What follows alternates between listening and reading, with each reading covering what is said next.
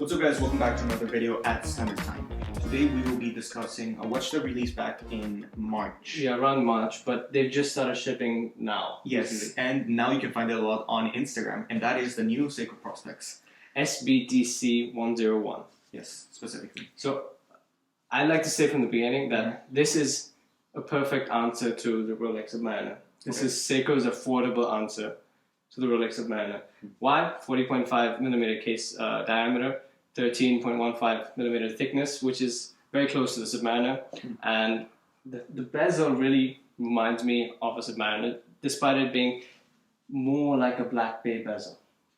But overall, I think the dimension of the watch lead it to be a very good answer to the Submariner. Yes, exactly. So usually Seiko is criticized for having quite big pieces in general. 43, 44. Exactly. So like if you do want to go into their higher end calibers, so the 6 are... So we've got, let's start from the beginning, 7S26, Yes. very base. Then after that you get the 4R35 slash 4R36, NH35, NH36, same thing. Hacking, hand winding, that's where you get introduced to that. Yes. And then one step above is the 6R15. There you have some different ones, 6R15 C, D, whatever. That's okay, that's the Alpinist and Saab 33 range. Okay. Then finally you get up to this, the 6R35. Yes, so the 6R35, and it's quite a nice thing that it's a decent, or like it's a regular size watch, 40.5, that is right there with almost the best sizes. Submariner is 40, that's the ideal gold standard. Or at least for a steel sports watch, Yeah, exactly. And yeah, it's quite a nice watch. So where I could say, hey, it's not too much like the Submariner, is that it doesn't have crown guards. But you could say, okay, then it's like a black bay. It's like a black bay or a vintage sub, which don't have crown guards and stuff. Well, this specific watch is based upon their 1965 divers. Yeah. So it is a 55 anniversary release. I mean, a couple of years back they had the SLA017 release, which was based on the 62 MAS diver, I think. And that one was a really expensive watch. That retailed for around $5,000. So whilst everyone really liked that, I think they finally diluted that down to the Prospects line, and now everyone can get this.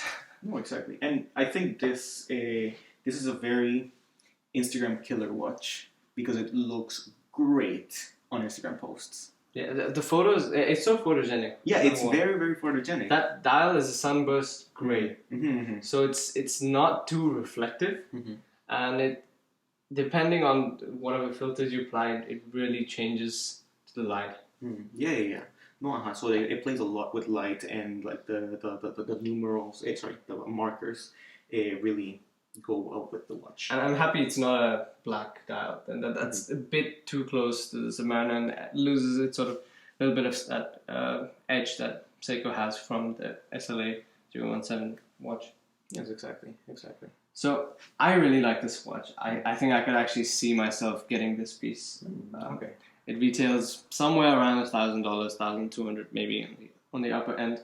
It's fully sold out now everywhere. I think everyone like us really likes this piece. And especially now that we've seen the rounds on Instagram that a lot of people have it already. It just started shipping at the end of June. And the end of June it started shipping out, and yeah, people are getting it, people are taking pictures of it, and yeah, it seems pretty good. I mean, I never really thought of this watch when we saw them released back a couple months ago. I mean, I was like, okay, just another Prospect.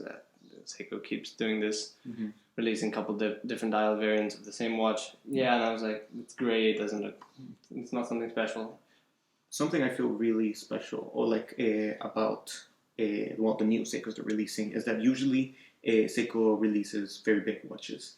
And on the Japanese market, that is actually a smart thing because they do well. So like Grand Seikos, you see like big pieces. The new spring buys they released like a year ago. I mean, they're 41/42s mostly. Yes, 41s, 42s mostly, and then they released like a huge steel sports watch that was I think 43. But like those do well on the Japanese market, so it makes sense that they release those. I mean, the recent prospects that we spoke about, the SRPE 29, yes. that was a 43mm release, but it was based on the whatever streetwear collection. So exactly. So like it's rugged and tough. You have that aesthetic going for it. Mm-hmm. But this is more of I don't know. This can do well in the Western market as well, because it is a smaller size and it is a very sophisticated look, I think. Yeah, I think I kind of agree with that. It's minimalistic, but it's not too plain at the same time. And the proportions of the bracelet, everything looks really good. And I hope the bracelet is decent. I'm expecting it to be fairly good. Exactly. I mean, typically Seiko falls on their face on all their bracelets on the lower range of their watches. Yeah, but let's just hope for the best for the bracelet then. It looks quite good in pictures and photos that we've seen. Okay, so would you guys get this watch specifically, or what do you think about the general direction Seiko is going as a brand? Give a like on this video and comment down below if you have any opinions. Don't forget to check us out on Instagram at StandardTimeInsta. Head over to our website, standardtimeinsta.com, and see you guys next video. Ciao.